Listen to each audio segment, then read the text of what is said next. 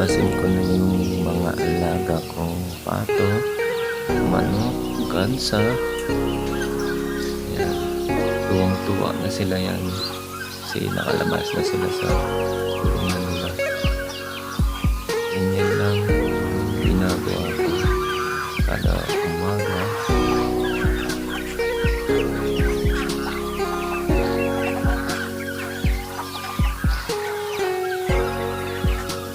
Pakainin ko na sila ng mais.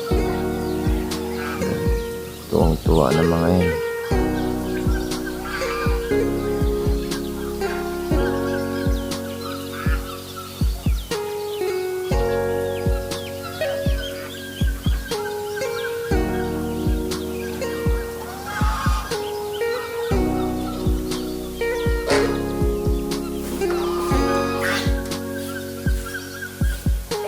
Yan guys, papakainin ko na sila ng drop feeds.